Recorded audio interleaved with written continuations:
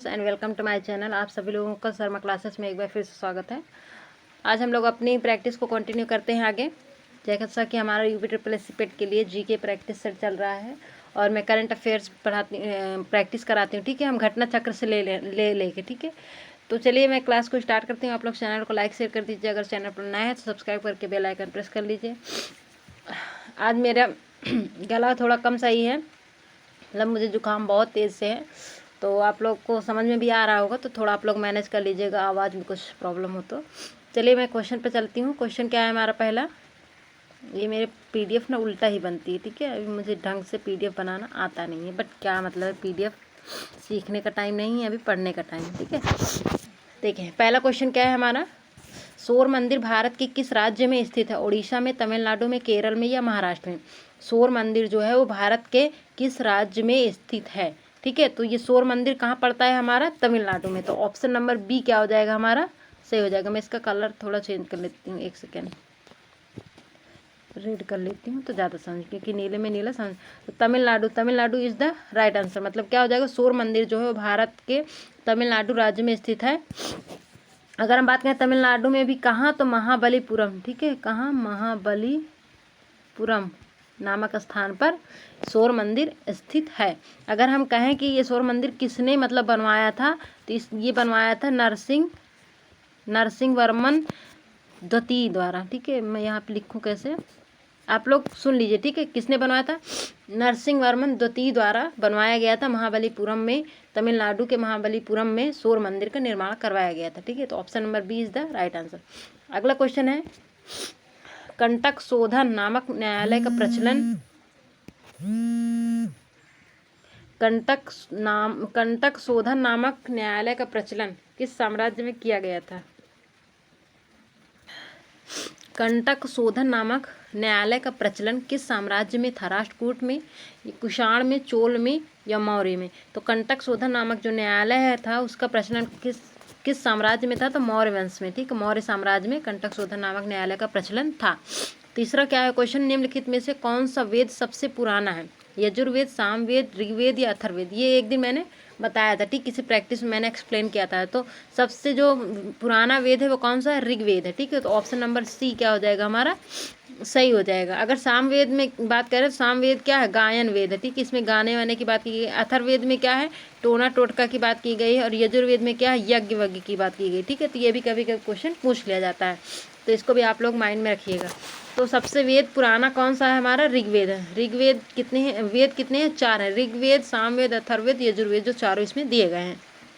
आगे चलते हैं। अगला क्वेश्चन है 4th नंबर का, हड़प्पा सभ्यता की प्रसिद्ध नर्तकी की मूर्ति पदार्थ का उपयोग करके बनाई गई थी। मतलब ये हड़प्पा की सभ्यता में जो प्रसिद्ध नर्तकी की मूर्ति मिली थी वो किस पदार्थ की बनाई गई थी? सोना की, कांसा की, पत्थर की या टेराकोटा की? तो जो नर्तकी की मूर्ति मिली थी वो किस पदार्थ की बनी थी? वो बनी थी कांसा की। तो ऑप्शन नंबर बी क्या हो जाएगा हमारा? सही हो जाएगा, ठीक है। Option number B is the right answer, जिसको बोलते हैं ब्रॉन्ज, ठीक है। ब्रॉन्ज मतलब कांसा। और ये कहाँ से प्राप्त हुई थी? ये प्राप्त हुई थी हमारी मोहनजोदड़ो से। मोहनजोदड़ो से नर्तकी की मूर्ति प्राप्त हुई थी, जो कि कांसा की बनी हुई थी। तो हड़प्पा सभ्यता की जो प्रसिद्ध नर्तकी की मूर्ति थी। तो option number B is the right answer. अगला क्वेश्चन क्या है हमारा, वास्को डी गामा किस वर्ष कालीकट में आया था? 1442 में, 1472 में, 1458 में, 1498 में? तो वास्को डी गामा जो कालीकट के बंदरगाह में आया था वो सबसे पहले आया था 1498 में, ठीक है। ऑप्शन नंबर डी क्या हो जाएगा हमारा?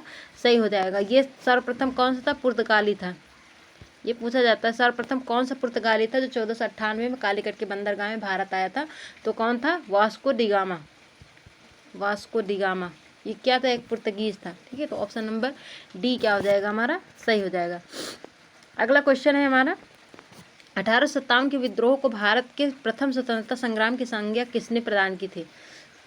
1857 का जो विद्रोह हुआ था उसको भारत के प्रथम स्वतंत्रता संग्राम की संज्ञा किसने दी थी? बाल गंगाधर तिलक ने, सुभाष चंद्र बोस ने, भगत सिंह ने या वी.डी. सावरकर ने?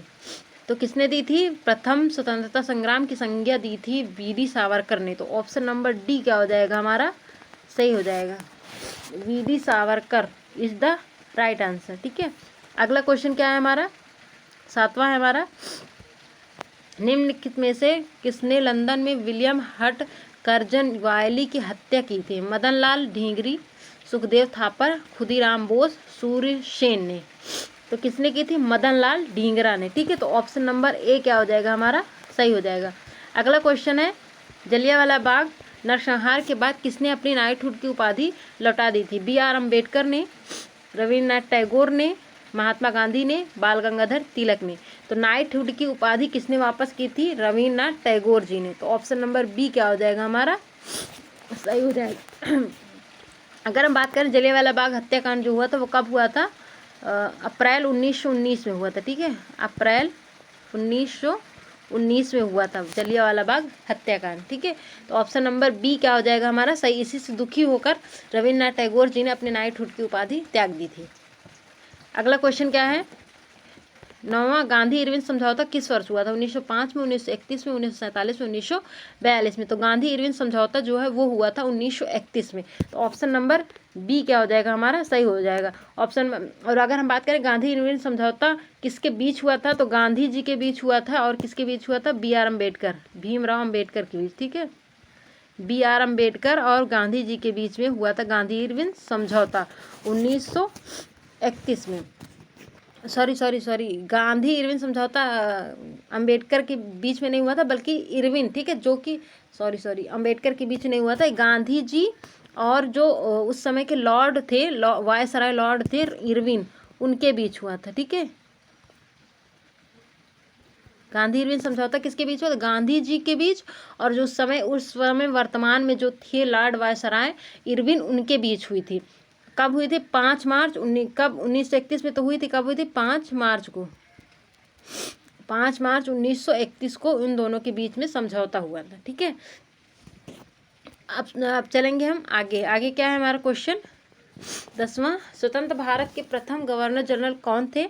Lord Mountbatten, V.V. गिरी, सी राजगोपालाचारी और लॉर्ड डलहौजी। ठीक है, तो कह रहा है स्वतंत्र भारत के प्रथम गवर्नर जनरल कौन थे? तो स्वतंत्र भारत के प्रथम गवर्नर जनरल जो थे वो थे लॉर्ड माउंटबेटन। कौन थे? Lord Mountbatten. तो ऑप्शन नंबर ए क्या हो जाएगा हमारा? सही हो जाएगा। जब पूछेगा कि स्वतंत्र भारत के प्रथम गवर्नर जनरल कौन थे, तो लॉर्ड माउंटबेटन हो गया। अगर यहीं पे पूछा होता कि स्वतंत्र भारत के प्रथम भारतीय गवर्नर जनरल कौन है, अगर भारतीय गवर्नर जनरल पूछेगा तो वो हो जाएंगे सी राजगोपालाचारी। ठीक है, लेकिन हमारा क्वेश्चन के हिसाब से यहाँ पे आंसर क्या होगा? Lord Mountbatten. Option number A is the right answer. अगला क्वेश्चन क्या है? अगला क्वेश्चन है, निम्नलिखित में से किस देश की सीमा भारत के साथ नहीं लगती? नेपाल, ईरान, म्यांमार या बांग्लादेश। तो ये तो सबको पता है कि हमारे 7 पड़ोसी देश हैं। ठीक है, तो इनमें से कौन सा नहीं है? तो ईरान क्या है? ईरान हमारा पड़ोसी देश नहीं है। तो ऑप्शन नंबर बी क्या हो जाएगा हमारा? सही हो जाएगा। आगे चलते हैं हम लोग। PDF उल्टा है तो हम क्या हुआ? ठीक है, 12 नंबर क्वेश्चन। 12 नंबर क्वेश्चन आ गया हमारा।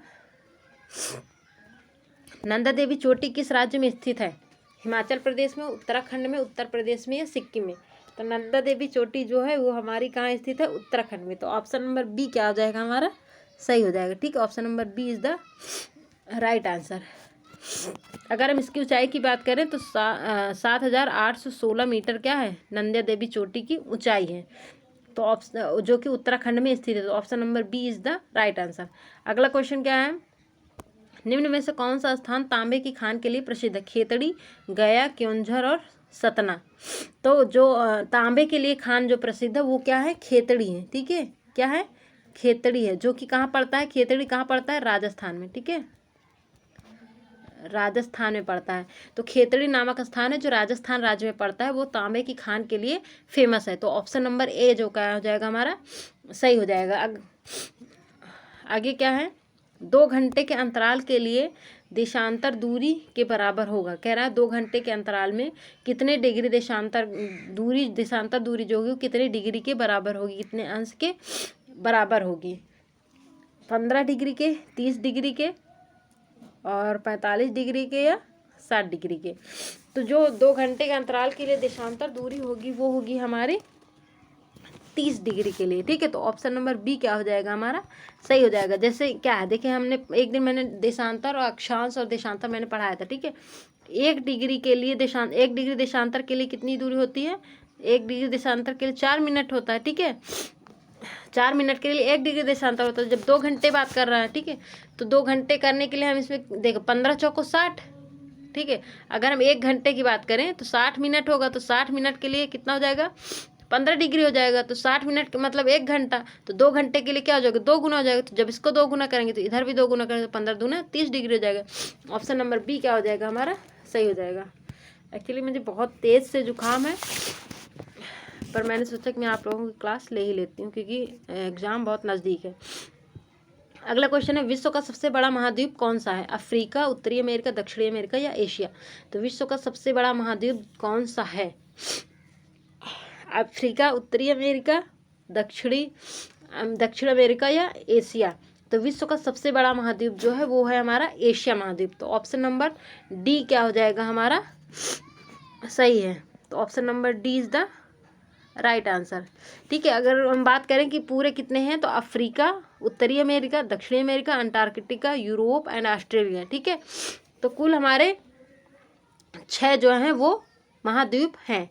तो जिसमें एशिया सबसे बड़ा है और सबसे छोटा क्या है, ऑस्ट्रेलिया महाद्वीप, ठीक है। तो ऑप्शन नंबर डी क्या हो जाएगा हमारा, सही हो जाएगा। अगर हम बात करें भारत में जीएसटी कब लागू किया गया था, 1 जुलाई 2017, 15 अगस्त 2014, 8 नवंबर 2016, 2 अक्टूबर 2015, ठीक है। देखिए इसमें ऑप्शन बहुत ईजी दिए हुए हैं। अगर सब में 2017 दे देता तो आपको शायद थोड़ा सा कन्फ्यूजन होता, ठीक है, लेकिन सब अलग अलग है तो सबको पता है कि 2017 में होता है। तो ऑप्शन नंबर ए क्या हो जाएगा हमारा, सही हो जाएगा। 1 जुलाई 2017 को लागू हुआ था। अगला क्वेश्चन क्या है, आरबीआई का मुख्यालय कहाँ है। आरबीआई मतलब रिजर्व बैंक ऑफ इंडिया, इसका मुख्यालय कहाँ है, दिल्ली में, मुंबई में, कानपुर में या नासिक में। तो आरबीआई का मुख्यालय कहाँ है हमारा, वो है हमारा मुंबई में। तो ऑप्शन नंबर सी क्या हो जाएगा हमारा, सही हो जाएगा।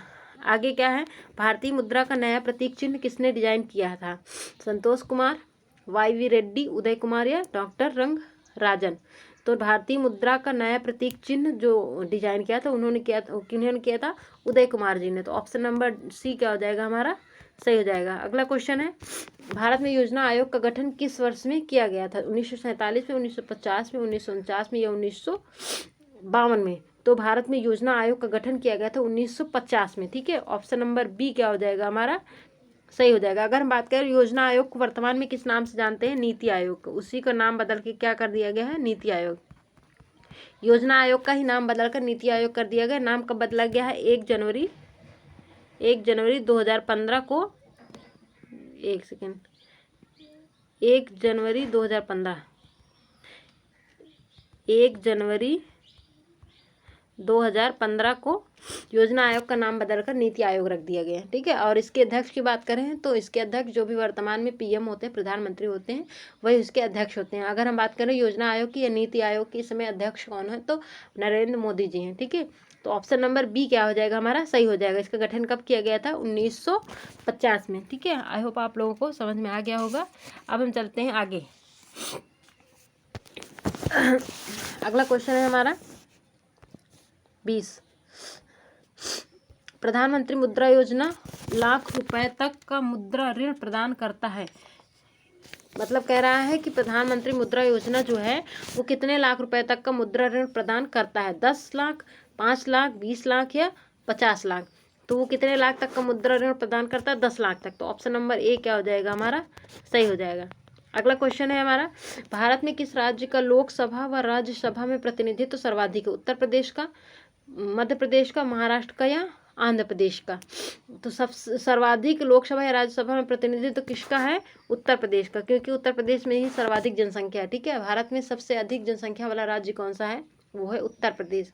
और अगर हम बात करें क्षेत्रफल की दृष्टि से सबसे बड़ा राज्य कौन सा है, तो वो राजस्थान है। अगला क्वेश्चन क्या है, राष्ट्रपति 5 वर्ष तक अपने पद पर रहता है अपने निर्वाचन की तारीख से, संसद द्वारा निर्धारित तिथि से, अपने पद ग्रहण करने के दिन से, निर्वाचित आयोग द्वारा घोषित तिथि से। तो कह रहा है राष्ट्रपति अपने पद पर कब तक रहता है, ये कह रहा है, ठीक है। तो कब तक रहता है, अपने पद ग्रहण करने के दिन से इसका समय स्टार्ट हो जाता है, ठीक है। तो अपने पद ग्रहण करने के समय से वो 5 वर्ष तक अपने पद पर रहता है। तो ऑप्शन नंबर सी क्या हो जाएगा हमारा, सही हो जाएगा। आगे चलते हैं हमारा, हाँ मैं इसको थोड़ा छोटा कर लेती हूँ ताकि पूरा क्वेश्चन दिखे आप लोगों को। हाँ 23 नंबर क्वेश्चन क्या है हमारा, आज मैंने कुल 30 क्वेश्चन लिए हैं, ठीक है, क्योंकि एग्जाम नज़दीक आ रहा है तो हम लोग क्वेश्चन प्रैक्टिस बढ़ानी पड़ेगी। भारत में कार्यपालिका से न्यायपालिका का पृथक्करण किसके व्यादेशित है, संविधान की उद्देशिका द्वारा, राज्य की नीति निर्देशक तत्व द्वारा, 7वीं अनुसूची द्वारा, परंपरागत व्यवहार द्वारा। तो जो भारत में कार्यपालिका में से न्यायपालिका का पृथक्करण है वो किसके द्वारा व्यादेशित है, वो राज्य के नीति निर्देशक तत्व द्वारा। तो ऑप्शन नंबर बी क्या हो जाएगा हमारा, सही हो जाएगा। अगर हम बात करें यहाँ पे राज्य के नीति निर्देशक तत्व तो कहाँ से लिया गया है, तो ये लिया गया है आयरलैंड से, ठीक है। कभी कभी स्रोत पूछे जाते हैं, अगर किसी ने नहीं पढ़ा है तो पढ़ सकता है, मैंने इसका शॉर्ट्स भी बनाया है और मुझे लगता है लॉन्ग वीडियो में मैंने पढ़ाया हुआ है, ठीक है। तो आप चाहे तो उसको देख सकते हैं, इसका लिंक मैं डिस्क्रिप्शन बॉक्स में दे दूंगी शॉर्ट्स का, आप देख सकते हैं वहाँ से कि कौन चीज़ कहाँ से ली गई है। तो राज्य के नीति निर्देशक तत्व तो कहाँ से लिया गया, आयरलैंड से लिया गया है। अगर हम बात करें संविधान की उद्देशिका कहाँ से ली गई, तो ये लिया गया ऑस्ट्रेलिया से, ठीक है। कहाँ से लिया गया, ऑस्ट्रेलिया से। आगे चलते हैं, अगला क्वेश्चन क्या है 24 हमारा, वे विषय जिन पर केंद्र व राज्य सरकार दोनों कानून बना सकती हैं क्या होते हैं, संघ सूची में आते हैं, समवर्ती सूची में आते हैं, राज्य सूची में आते हैं, अवशिष्ट सूची में आते हैं। पहली बात तो अवशिष्ट नाम की कोई सूची ही नहीं होती थी, ये गलत हो गया। 3 ही सूची होती हैं, संघ सूची, राज्य सूची और समवर्ती सूची, ठीक है। अगर हम बात करें कि दोनों, संघ सूची में क्या होता है, केंद्र सरकार केवल काम करती है, राज्य सूची में क्या केवल राज्य सरकार काम करती है, समवर्ती सूची में क्या होता है कि दोनों सरकारें मिलकर काम करती है। तो ऑप्शन नंबर सी क्या हो जाएगा हमारा, सही हो जाएगा। तो अगर हम बात करें समवर्ती सूची कहाँ से लिया गया, तो ये भी लिया गया कहाँ से, ऑस्ट्रेलिया से, ठीक है। समवर्ती सूची कहाँ से लिया गया, ऑस्ट्रेलिया से। तो ऑप्शन नंबर सी क्या हो जाएगा हमारा, सही हो जाएगा। 25 क्या है हमारा, लोकसभा से कम कितने सत्र बुलाए जाते हैं, लोकसभा के कम से कम कितने सत्र बुलाए जाते हैं, वर्ष में 1 बार, वर्ष में 2 बार, वर्ष में 3 बार, वर्ष में 4 बार। तो लोकसभा में कम से कम 2 सत्र बुलाए जाते हैं, वर्ष में दो बार, ठीक है, 6 महीने के अंतराल में। तो ऑप्शन नंबर बी क्या हो जाएगा हमारा, सही हो जाएगा। अगला क्वेश्चन, समतल दर्पण द्वारा बनने वाला प्रतिबिंब सदैव कैसा होता है, उल्टा होता है। यहाँ से साइंस शुरू हो गया, ठीक है, साइंस के 5 क्वेश्चन आते हैं पेट में। तो समतल दर्पण द्वारा बनने वाला प्रतिबिंब सदैव कैसा होता है, उल्टा होता है, सीधा होता है, झुका हुआ होता है या मुड़ा हुआ होता है। तो समतल दर्पण पर जो प्रतिबिंब बनता है वो सदैव सीधा होता है। तो ऑप्शन नंबर बी क्या हो जाएगा हमारा, सही हो जाएगा। Option number B is the right answer. अगला क्वेश्चन है, निकट दृष्टि दोष से पीड़ित व्यक्ति की दृष्टि सही करने के लिए किस प्रकार के लेंस का प्रयोग करना चाहिए, ठीक है। उत्तल लेंस का, अवतल लेंस का, अल्पतम विपथी लेंस का, सिलिंड्रिकल लेंस का, ठीक है। तो निकट दृष्टि दोष के जो व्यक्ति होते हैं उनको अवतल लेंस का प्रयोग करना चाहिए, ठीक है। तो ऑप्शन नंबर बी क्या आ जाएगा हमारा, सही हो जाएगा। अगर यहीं पे पूछा होता दूर दृष्टि दोष के लिए तो वो उत्तल लेंस का प्रयोग करते हैं। अगला क्वेश्चन है हमारा, तरल अवस्था में पाई जाने वाली धातु कौन सी है, टिन है, पारा है, पोटेशियम है, टंगस्टन है। तो तरल अवस्था में जो पाई जाती है वो एकमात्र धातु वो है पारा, ठीक है। तो पारा क्या हो जाएगा हमारा, सही हो जाएगा।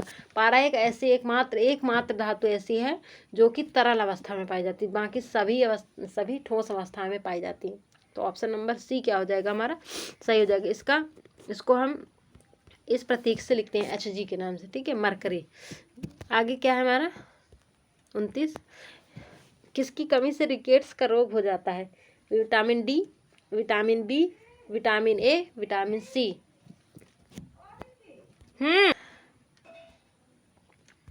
तो किसकी कमी से, एक सेकेंड, किसकी कमी से रिकेट्स नामक रोग हो जाता है, तो वो रोग होता है हमारा विटामिन डी की कमी से, ठीक है। तो ऑप्शन नंबर ए क्या हो जाएगा हमारा, सही हो जाएगा। विटामिन डी की कमी से हमारा रिकेट्स नामक रोग हो जाता है।